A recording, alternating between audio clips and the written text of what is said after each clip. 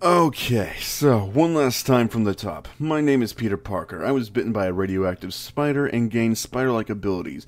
From that day on, I became a crime fighter and saved a lot of people, and failed to save some people closest to me. And for the last 5 years, I have been the one and only Spider-Man. It hasn't been easy, though. I've been through a lot, fought several villains, some harder than others, and some more memorable than others. But hey, I wouldn't trade it for anything else in the world. Because I'm all that's standing between this city and total chaos. And somewhere out there in the multiverse, I have probably died. But this isn't one of those stories. This is a story about me surviving and finding a way. So sit back, relax, and enjoy. But remember to like the video and subscribe to the channel to see more stories about your favorite webhead. So anyway, I guess the story begins during my fight against Norman at the Collider. There I was fighting my hardest, doing pretty well if I do say so myself. We made it to the Collider room, and that's when I saw this kid who was about to fall, so I finished my fight against Norman and saved the kid, and come to find out, I'm not the only spider person. How cool is that? I know. Now's not the time for it, but that's still pretty cool, right? Anyway, I'm just about to stop the Collider and blow it up, but that's when Norman comes out of nowhere. To make matters worse, the Collider kicks on and Norman ends up putting me inside of it. Now I've seen some pretty weird things in my time, but nothing was weirder than that. Whole different timelines, different universes and dimensions, nothing that I've ever seen before. While I was there in the Collider, then proceeded to blow up and I was caught in that explosion, which hurt. I mean, it really hurt. Anyways, from there, the kid that I saved decided to check up on me, and it's a good thing he did, because if he didn't, well, roll the clip. Yeah, that would have happened, and I would have been a dead spider. So, thanks, kid. So, in summary, that is what brought you all here to me, which leads me to my question. Who are all of you? Peter would ask as the other Spider-Men and women came down from the ceiling, and even a spider pig. They would all introduce themselves, and Peter would see a version of himself in sweatpants and also very out of shape. Do I even want to know what happened to you in your dimension? Peter would ask Peter B. Parker. Well, everything fell apart all because MJ wanted kids, and well, I don't. From there it was all just a downward spiral, really. Peter B. would say with a depressed sigh. Have you tried talking things out with her, or did you just shut her out like we always do whenever something like that happens? Peter would ask, pressing the subject. Okay, I think this can wait until after we've stopped whatever it is Kingpin is planning and are able to get the rest of us home. Gwen would say, which would snap Peter out and get him back on track. Meanwhile, Miles would be looking at all the different Spider-Man suits until he came across one with a cape. Peter, do you think I could have a cape on my Spider-Man suit? Miles asked with excitement. Hey, Spider-Man doesn't wear a cape, kid. And I can't believe that our version of me wore a cape. It feels disrespectful somehow. Peter B. said to Miles, which would cause Miles to hang his head down. Don't rush it, Miles. We'll find you your own suit. One that really fits you. But I have to tell you, capes do make it easier for the bad guys to throw you around. And I learned that the hard way, Peter would say. Meanwhile, Penny, Gwen, and Noir would be getting fed up with waiting and wanted to know what exactly the story was. Okay, Peter, we need to know exactly what's going on here, and how are we going to get back home? Gwen said in a stern tone, and still wasn't very happy with Miles either, since she had to shave some of her hair off because of him. Okay, you're right. So, here's the deal. Kingpin is searching through other dimensions and universes to find his wife and son, who died in this one. However, as those from you from other dimensions know, they wouldn't be able to survive here, and they die again. But not only that, Kingpin would destabilize this dimension, causing all of New York to become a black hole. He'd kill millions of innocent people. So that's why I made a key which would shut down and destroy the Collider. However, Now we have to let Kingpin turn the machine on and have you guys jump through it back to your home dimension before I can blow it up. So that's the deal. Peter would tell them all while changing his bandages. Miles would then ask what his role in the plan would be, only to be let down when Peter told him that he wasn't going as he wasn't ready and would get himself killed. This disheartened Miles, and he felt isolated. Reaching into his pocket, Miles would feel the goober, taking it out and seeing that it was broken. Peter, seeing this, would search his suit looking for the goober only to not find it. Okay, so when did I hand the goober over to you, Miles? Peter would ask, confused. You handed it to me when you tried to get me to run away the first time. Then you passed out, so I put it in my pocket, and I picked you up, and now we're here? Miles responded with a nervous smile. Peter would sigh, putting his head in his hands, then taking a deep breath, saying that they would have to make a new one by breaking into Alchemex and stealing the data from their computers. Miles would immediately volunteer to go on the mission, but Peter would be against it, saying that Miles didn't have any experience in this kind of situation and may end up getting really hurt, informing them that this universe's Doc Ock worked there. Peter would tell Miles that instead the two of them would stay here and train to prepare Miles for the future. Gwen, would you mind taking someone with you and break into Alchemax?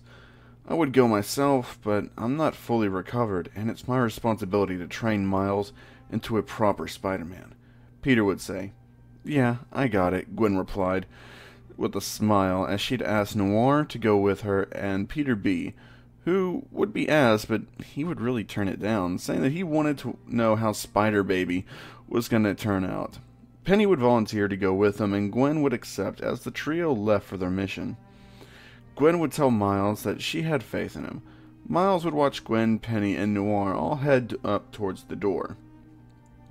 Alright, kid, are you ready to begin your training? Peter would ask with excitement. Yeah, sure, I'm ready, but what is it I'm going to be doing first? Miles asked Peter, while he only replied by saying, web slinging, as he threw some web shooters towards Miles. It took a few hours, but eventually Miles began to understand how to use them properly, and he began to show rapid improvement. You know, this is way too easy now. Do you guys have anything that's a bit more challenging? Miles would ask confidently. You know what, Miles? I sure do. And since you're ready for it, let's go to combat, Peter would say as he activated the hologram training session for Miles.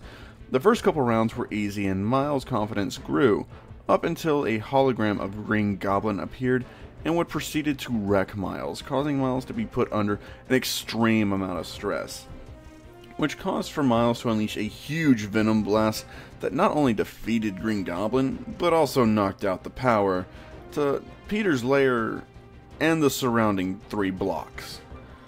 Miles, what was that? It was absolutely amazing. You've got different powers than I do. This is mind-blowing, Peter would respond. Even Peter B. was amazed by Miles. Okay, kid, I have to admit, that was cool, but also extremely dangerous. But more importantly, did you know you could do that? Peter B. would ask with concern. I didn't know for sure, it's just felt something well up inside of me, looking for a way out, and so I just let it out, Miles would say. Both Peters would look at each other and smile as Peter B. would tell Miles that he wanted him to try to do it again, to feel that power, but then channel it to one part of his body and focusing it out in a controlled manner. But maybe after the power comes back on. Miles, you've earned yourself a break. Why don't you head back home for tonight and we'll start back up tomorrow? Peter would say. The two Peters would be alone after Miles left, and Peter would have some questions that he wanted to ask his multiversal variant. So hey, what really happened between you and your version of MJ? Peter asked in a soft tone to Peter B. I told you what happened there. She wanted kids and, well, I didn't, so we split up. End of story, Peter B. said coldly. Peter would stare at Peter B., then take a deep breath before saying, Well, you seemed pretty happy whenever Miles achieved something, and whenever he improved, you kind of took over training. At the end of the day, didn't you? Peter B would stop what he was doing, telling Peter to just get to the point of all this. Okay, my point is that you seem to be pretty good with the kid, so I'm sure you'd make a decent father, maybe even a good one. And things with MJ would get a lot better if you sat down and talked to her instead of running away from what scares you. After all, it's just a leap of faith. Peter would tell him as the power came back on. Gwen and the others would return with the data after successfully retrieving it. So, how'd it go? Peter B would ask. It went great. We threw a bagel at a random scientist and had a fight with Doc Ock and got the data as well as Noir was stealing a bagel. Gwen responded, I can't help it. That I was hungry, and besides, those bagels are delicious. Noir retorted back, I think all that matters is that you got the data back, right, people? Spider-Ham would say with a grin. Have you been here the whole time? Peter asked, confused. Spider-Ham would simply just say yes, and that he watched everything.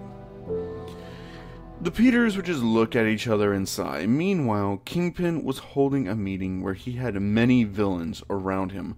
Green Goblin, Tombstone, Scorpion, Doc Ock, and the Prowler. It seems that we have quite a problem, gentlemen. And Psycho, Kingpin would say, mainly referring to Green Goblin. While I do trust you all to get the job done, I have known history to repeat itself.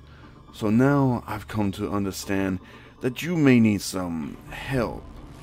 So I hired in 3 more guys, just for extra measure. Come on in, Rhino, Craven, and Electro. Kingpin said, motioning them all in to have a seat. Once seated, Kingpin continued saying that they weren't going to go after the spiders, but instead they would wait for the spiders to come to them, and once they did, they would finally, once and for all, kill every last one.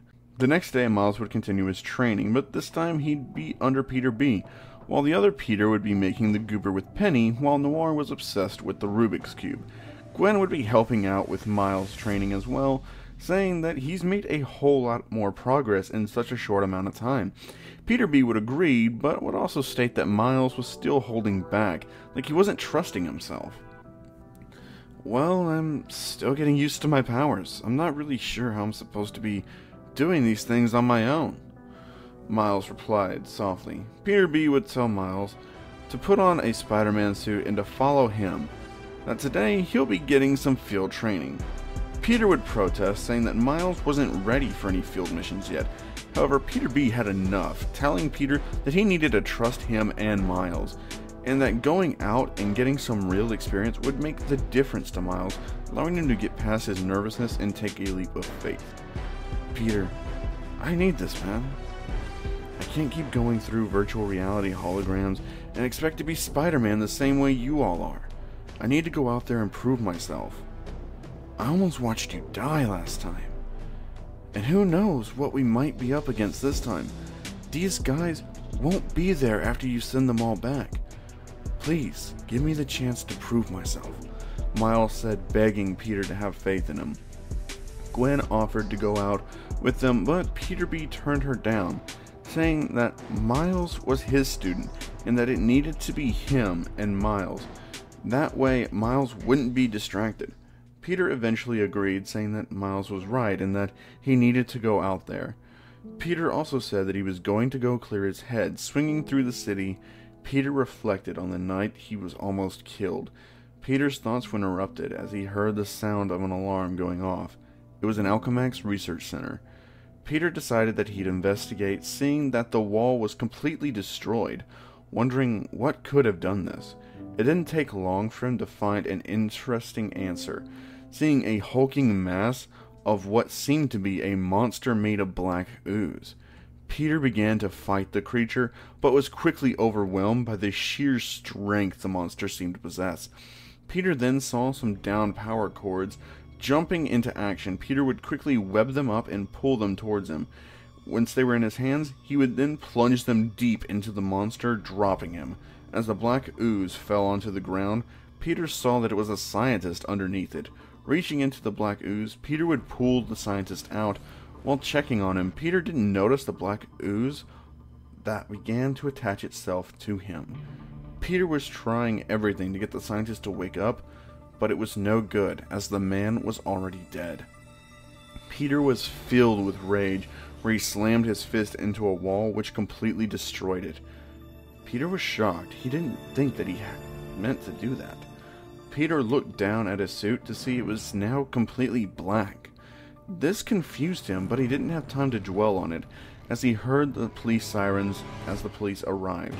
Peter began to swing through the city until he saw Miles being grabbed at his neck by the Prowler. Filled with anger and looking back to see Peter B fighting off Kraven, this only fueled Peter with more rage as he swung down, grabbing the Prowler by his arm before sending him down through the roof. Peter would look at Miles and would tell him to go back to the lair, before turning back to the Prowler, who attempted to fight Peter, but was completely outmatched as Peter was done holding back. Peter would pull his arm back before slamming his fist straight into the Prowler, which destroyed most of the suit. The Prowler was floored and Kraven was speechless, never seeing Spider-Man so brutal, as he watched on as Spider-Man continued to mercilessly beat the Prowler. Peter B would step in, telling Peter that he had to stop or he'd end up killing him. Peter would simply push Peter B out of his way, saying that that was his plan. No. We never go that far. Spider-Man doesn't kill. Not now, not ever. Or have you forgotten what Uncle Ben meant to us? Peter B would say. Peter would hesitate for a moment before turning back and punching Peter B in the face, sending him flying backwards. This completely shocked Kraven, Miles, and the Prowler, as they never thought Spider-Man would turn on his own teammates. Kraven didn't hesitate, though. As he saw this moment to escape from Spider-Man, he took it. You dare say his name? You are someone who abandoned his responsibility to his wife, who's become so weak, who always thinks they know what Spider-Man is all about. They almost killed us. They tried to kill Miles, and you think they still deserve to live? No, we killed them. They stopped them permanently, Peter said through a dark and twisted voice. I'll admit that I don't always know what's best, but I do know that you're hurting deep down inside. You feel like you're failing. In seeing me, you think I'm your future and you hate it. And I get that. But this isn't the way. Killing someone, really? Is that the way you want to teach Miles to be a hero? To show him that that's what Spider-Man is all about? Do you think that's how a hero should act? Peter B retorted. Peter would look at Miles, who was staring at him in horror. It was that look that broke Peter, and caused him to finally relent and come back to his senses. The Prowler, who had just witnessed everything, took off his mask as he called out, saying, Miles? Is that you? Shock filled Miles's face as he called out to Uncle Aaron.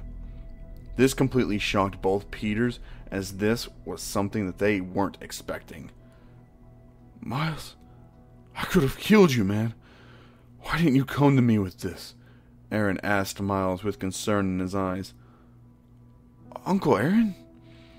You should have told me that you were the Prowler. If we didn't stop Spider-Man, he would have killed you. And you hid this from us for so long? For what? I'm just so confused. My mentor almost just killed my uncle, who's a super villain. Miles replied, angry. I'm sorry, Miles. I never meant to hurt you. But this guy, Kingpin, you can't win against him. He's too strong, Miles. Just sit this one out. Lay low. I'm begging you, Aaron said to his nephew with compassion. I was raised that our family doesn't run away. We stand up for what we believe in. And I believe in doing what's right and not letting innocent people suffer, Miles said sternly as he webbed up his uncle and swung away. Peter would help up Peter B as they followed Miles to the top of a building. Seeing Miles there, Peter tried to apologize to Miles, telling him that ever since he was almost killed back there, that he's been scared and that he didn't want to put Miles through a situation like that before he was ready, and that fear led him to being too protective of him and not allowing for him to grow into becoming Spider-Man his own way. Miles would appreciate Peter's attempted apology, but would ask him for some space for a bit, saying that he really needed time to process everything. Peter would understand and would swing away, leaving just Miles and Peter B, who wouldn't really say anything. He'd just sit down on the ledge of the building and look out over the city with the lights glowing so bright. You know, Miles, it's been a really long time since I just looked out over the city, and this, honestly, it's pretty relaxing, Peter B said while motioning for Miles to sit down with him. Miles would oblige his request, sitting down beside him and looking out over the city. So what now? You gonna try and give me a pep talk? Tell me to just block it all out? Move on with the mission? Miles asked. No, that's not what I'm gonna tell you at all, kid. I'm just gonna tell you a story about my best friend, who I thought was my brother. His name was Harry Osborn, and his father was Norman Osborn, the Green Goblin. It was early on into my career as Spider-Man. Me and Goblin were fighting like normal, but that day I wasn't having it. I was just so tired of Norman, but not just him, all the other villains as well. I wanted to kill the Miles. I really did. Really did. I thought that maybe if I did that, then in the long run, everyone would be safer. So me and Goblin were fighting, but out of nowhere, he began to run away. But I chased him down and broke his glider, back into what I thought was Norman's home. I was right that it was his home, but the Goblin wasn't Norman Osborn. Instead, it was his son, the man I loved like he was my own brother, Harry. I was crushed. I didn't know why he'd have become the Green Goblin, but it didn't matter, because I knew I had to stop him. To make matters worse, he knew who I was. We ripped each other's masks off, and I attempted to make Harry see reason, but in the end, he was fully taken over by the power of the Goblin. And what happened next broke my heart. The glider I thought I destroyed wasn't that destroyed, and Harry had activated it, causing the blades to stick out and fly right towards me. I had no choice but to dodge it, and that led to Harry being impaled by his own glider and dying in my arms. It broke me down so much that I quit being Spider-Man for a while. I say all of that to tell you this, Miles. Instead of fighting your uncle, try sitting down and talking with him. Talk things out before it's too late, and maybe you'll find an understanding that you wouldn't have found before.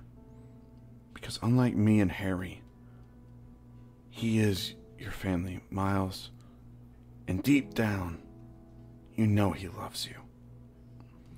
Peter B said while standing up, reaching his hand out towards Miles, who would grab it and then hug his mentor. You know, I think you'd make a great father, Pete, Miles said, with a smile on his face. Peter B would smile back, telling Miles that he should call his uncle and talk things out in person. Meanwhile, Peter would be standing in front of Uncle Ben's grave, just lost in thought, lost in the memory of the man who raised him.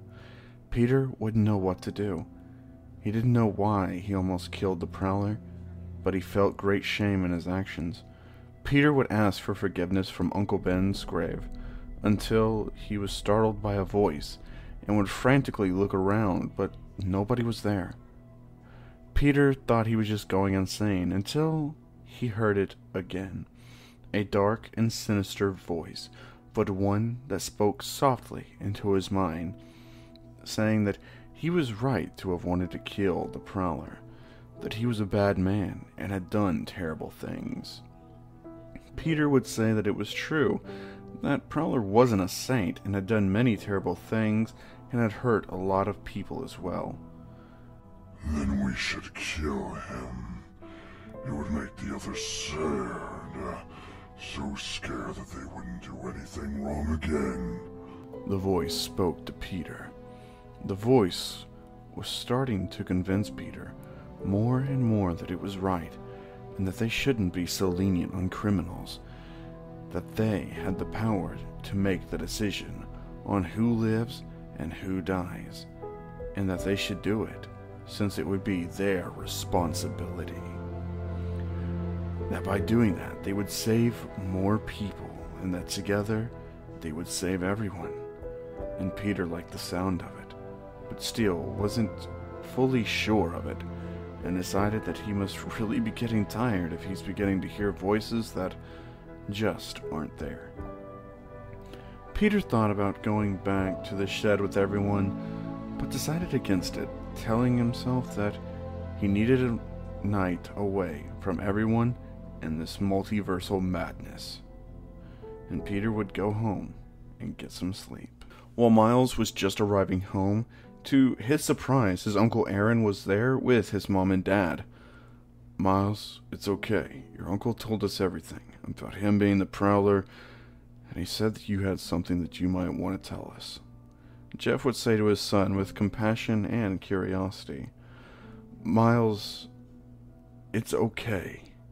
If there's anyone you can trust, it's your family," Aaron told his nephew.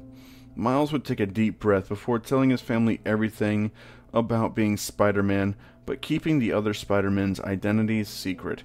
His family would be shocked at how far this goes, and Aaron would tell them what Kingpin's plans truly were, saying that when the spiders come tomorrow night, that they would be ambushed. Suddenly the ground would shake, as the entire city was changing. "Kingpin, he's turned the machine on early?" Miles said in disbelief as his phone rang. It was Peter B. calling Miles and telling him that he needed to stay put, because if he went into this distracted, then he'd be killed. However, Miles was determined to be there with everyone and began to suit up, but was stopped by Uncle Aaron. "Miles, if you're gonna go, then you need to have some gear to stay safe with, and I'm going with you. So let's go back to my place. I need a few things. And I got a present for you," Aaron told Miles while he walked towards the door, and before his parents could argue anything, Miles walked right out the door with his uncle. Jeff would immediately radio in for everyone to converge on Fisk Tower and to back up Spider-Man. Meanwhile, all the other spiders would arrive right outside of Fisk Tower and would wonder how they were going to get in, until they saw Peter swing straight through a window, breaking it and breaking into the tower. The others immediately followed suit, arriving to see Peter in an all-black suit holding Kraven by the neck and brutalizing him. Once Peter saw the others, he dropped Kraven as if nothing had happened, and told him to hurry up and that he was going to get them home. Noir didn't have a problem with it since he had killed the Vulture in his own dimension. Penny also didn't really have a problem with it either. But Gwen, Peter B, and Spider-Ham actually did have a problem with how Peter was treating the villains, but Peter didn't want to hear any of it, simply saying that he wasn't killing any of them, and so they should just go run on ahead. Meanwhile, Miles was with his uncle as they began to suit up. Aaron revealed that he was making a suit for Miles after learning that he was Spider-Man, and that it was a rush job, but he had finished it. And Miles, looking over the suit, would see the purple and green, and would say, "This is just a Spider-Man version of your suit, Uncle Aaron." And Aaron would look at his nephew saying, "Well, do you want it?" Miles would accept it, putting it on, saying, "Yeah, I like it. Might not stick with it for long, but for right now, I'm gonna rock this." And so together, Miles and Aaron would head out and towards Fisk Tower. As they entered the tower, they'd see multiple spiders were engaged in battle with other villains, and Peter attempting to insert the goober to send them all home. Miles would immediately jump in to help Gwen fight off Doc Ock, who was slowly overwhelming Gwen. Meanwhile, Prowler jumped in to help Peter B against Electro. While Spider-Ham and Penny fought against Scorpion, Noir would be putting up a pretty good fight against Rhino, but would be sent flying back by the power difference between them. Miles, seeing this, would web swing over towards Rhino, hitting him with a Venom Blast. and this would prove to be very effective against the giant, as it not only sent him flying into the room, but also knocked him out. With help from Prowler, Peter B would subdue Electro and move in on teaming up to take down Scorpion. The only one left would be Tombstone and Goblin. Prowler would tell Miles to get the other spiders home. Meanwhile, Peter had had enough of Norman, and with the voice in his head telling him it was time to kill him, Peter would punch Norman straight through the train, following it up by grabbing a car and slamming it down on Norman, which didn't kill him, but definitely knocked him out. Peter would hear Miles call out to him asking for the goober. Peter would throw it at Miles before heading towards Kingpin. Miles would catch it, inserting it, and would send everyone home, starting with Penny, then Noir, then Spider-Ham, Gwen, and finally, it would just be Peter B and Miles alone. You know, kid, it's thanks to the both of you that I felt like I can go home and make everything right again. So thank you for that, Miles. But do me one last favor. Look over Peter. I know he's losing himself. The near-death experience must have really gotten to him. So please be there for him, no matter what. Peter B would tell Miles as he jumped back into his own dimension. Miles would see Peter taking on Kingpin, but also looked over to see his uncle getting beaten by Tombstone. Miles immediately rushed over to help his uncle, and together they would tag team Tombstone before Miles Venom blasted him, which sent him flying back but also paralyzed him. Destroy the Collider, now. I'll finish with Fisk, Peter yelled at Miles, who without hesitation swung over there and activated the self-destruct mode. The Collider would slowly begin to blow up and Miles would web swing out, carrying his uncle to safety. Meanwhile, Peter would have Kingpin beaten and bloodied. Tell me, Fisk, does this seem familiar to you? We've done this before, just a few days ago, but this time I'm on top, and you're at my mercy. And nobody is coming to save you, Peter would tell Fisk. We should kill him. He tried to kill us. Almost succeeded last time. He's too dangerous to live, the voice would tell Peter. And this time, Peter would agree. Picking up Fisk, Peter would continue to beat him down mercilessly while the Collider was blowing up around them. So, Spider-Man has now finally grown a backbone and started killing his foes, huh? Kingpin taunted. You're wrong on one thing, Fisk. We're not Spider-Man. We are Venom. Venom would say as he punched straight through Fisk's skull, killing him as the Collider finally blew up as Peter was getting away. Peter would hide in the shadows as he'd wait until Miles was alone. Calling him over, he would tell him that he was quitting Spider-Man. It's time for me to quit being the friendly neighborhood Spider-Man, Miles. It doesn't work. I need to be something else, something that strikes fear into criminals. I'll cure New York of its criminal element. I'll be the Venom that finally ends them once and for all.